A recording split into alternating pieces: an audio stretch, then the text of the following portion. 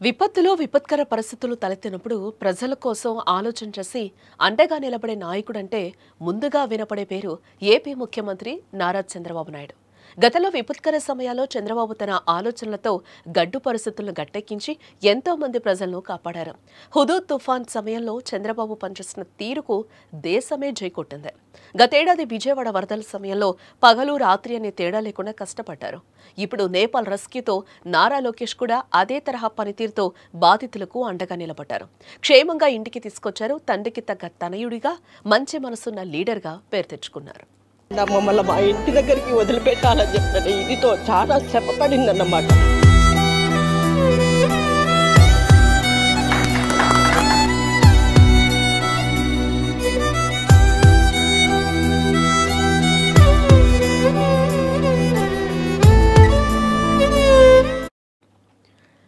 నేపాల్లో అల్లర్లనగానే అక్కడ ఏం జరుగుతుందో అని చాలా ప్రభుత్వాలు తెలుసుకోవడానికి చూశాయి. కానీ ఒక్క ఏపీ సర్కార్ మాత్రం నేపాల్లో మన తెలుగువారి పరిస్థితి ఏంటని ఆలోచన చేసింది. తన ప్రజల కోసం పరితపించింది. దేశంలో మొదట చొరవ తీసుకుంది. ఆలోచన నేడు వందలాది మందిని క్షేమంగా ఇంటికి చేర్చింది. నేపాల్లో అల్లర్ల మధ్య చిక్కుకున్న తెలుగు ప్రజలు చివరికి స్వదేశానికి బయలుదేరే క్షణం రాగానే వారి కళ్లలో కన్నీళ్లు, హృదయంలో ఉపశమనం, ముఖంలో ఆనందం ఒకేసారి కనిపించాయి. మన ఊరి నేల మీద మళ్లీ అడుగు పెడుతున్నాం అన్న ఆలోచనతో వారి గుండెల్లో మళ్లీ ఆశల దీపం వెలిగింది. వారి కుటుంబాల ఆనంద క్షణాలకు, వారి ఆనంద భాష్పాలకు కారణం నారా లోకేష్. నమస్తే. ఎయిర్పోర్ట్లో ఇప్పుడు బాగానే ఉంది సార్.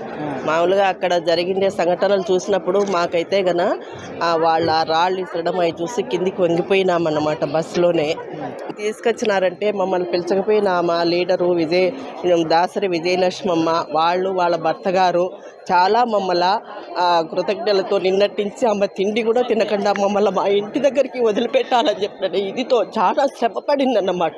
శ్రమపడి ఆమె ఇదితో తిండి కూడా తినకుండా లోకేష్ సార్ గారికి, చంద్రబాబు నాయుడు సార్కి, మామూలుగా వీళ్ళు అందరూ ఉన్నారు కదా, వాళ్ళందరికీ చాలా ఇది చేసినారు సార్. మాకు అందరికీ లోకేష్ సార్ గారికి, అందరికీ చంద్రబాబు నాయుడు సార్కి, మోడీ గారికి ధన్యవాదాలు సార్. అక్కడ అల్లర్లు మొదలవగానే తెలుగువారి యోగక్షేమాలపై దృష్టి పెట్టారు. చిక్కుకున్న వారికి సురక్షితంగా తీసుకురావడంతో నిరంతర కృషి చేశారు. బుధవారం అనంతపూర్ సూపర్ 6 సభలో లోకేష్ పాల్గొనాల్సిందే.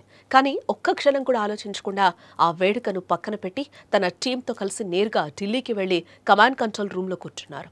ఒకవైపు కేంద్ర విమానయాన శాఖ మంత్రి రామ్మోహన్ నాయుడు, మరోవైపు రాజ్యసభ సభ్యుడు సానా సతీష్ బాబు, రాష్ట్ర మంత్రులు ఇలా అందరినీ సమన్వయం చేస్తూ లోకేష్ రాత్రింబవళ్లు నిద్రాహారాలు మాని ఈ మిషన్ నడిపించారు. గత ఏడాది విజయవాడ వరదలప్పుడు కమాండ్ కంట్రోల్ రూమ్ నుంచే రెస్క్యూ ఆపరేషన్ హ్యాండిల్ చేసిన అనుభవంతో నేపాల్ నుంచి క్షేమంగా తెలుగువారిని తీసుకొచ్చారు. విశాఖపట్నం, తిరుపతి ఎయిర్పోర్టుల్లో దిగిన మన తెలుగువారు మీడియా ముందు కన్నీళ్లు మున్నీళ్లతో తమ అనుభవాన్ని పంచుకుంటున్నారు. అక్కడ మనం ప్రాణాల కోసం భయపడ్డాం, ఇక్కడ అడుగు పెట్టగానే గుండె నిండిపోయిందని చెప్పిన వారి మాటల్లో ఒకవైపు బాధ, మరోవైపు ఉపశమనం కనిపించింది. నేపాల్లో పరిస్థితులు అయితే మన భారతదేశ యాత్రికులకి అయితే మంచిగా బాగలేదండి. మేము ఒక 2 రోజుల క్రితం బై బస్సు వచ్చేద్దామనేసి బయలుదేరాం నైటు. సో మా అల్లరి మోకులు ఉంటాయి కదా, సో అల్లరి మోకులు వచ్చి అటాక్ చేశారండి. డోర్ తీయమన్నారు. మా డ్రైవర్ డోర్ తీయకపోయేసరికి పెద్ద పెద్ద రాళ్ళు వచ్చుకొని కొట్టేశారండి. బస్ తిప్పుతుంటేనే లెఫ్ట్ సైడ్ మొత్తం ప్రతి ఒక్క డోరు అద్దం పగిలిపోయింది. మా అదృష్టం కొద్దీ వాళ్ళ చేతులు ఇంకో రాయి లేదు.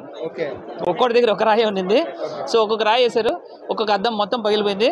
ఇంకొక రాయి ఉంటే మా మీద పడేది లోనికి. సో రాగలమా అనుకున్నాం, కానీ కాకపోతే ఇంత తొందరగా ఇలా వస్తామని అయితే అనుకోలేదు మేము. నేపాల్లో పరిస్థితులు అయితే గత కొన్ని రోజులుగా లోకేష్ తన పనితీరుతో ప్రత్యర్థుల చేత కూడా శభాష్ అనిపించుకుంటున్నారు. సమస్య ఎంత పెద్దదైనా, ఎంత జటిలమైందైనా తన దృష్టికొచ్చిన వెనువెంటనే స్పందించడం, పరిష్కారం అయ్యే వరకు వెంటపడ్డం ప్రజాసేవలో మంత్రి లోకేష్ నిబద్ధత, చిత్తశుద్ధికి అద్దం పడుతోంది. చాలీచాలని ఆదాయాలతో బతుకు భారంగా మారిన కొందరు సగటు జీవులు కష్టాల కడల నుంచి కట్టెక్కేందుకు ఎడారి దేశాలకు వెళ్లి ఏజెంట్ల చేతిలో మోసపోగా నేనున్నానంటూ వారికి ఆపన్నహస్తం అందించారు యువనేత. ఏజెంట్ల మోసానికి గురై గల్ఫ్లో చిక్కుకున్న ఎంతో మందిని స్వస్థలాలకు రప్పించి వారి జీవితంలో కొత్త వెలుగులు నింపారు.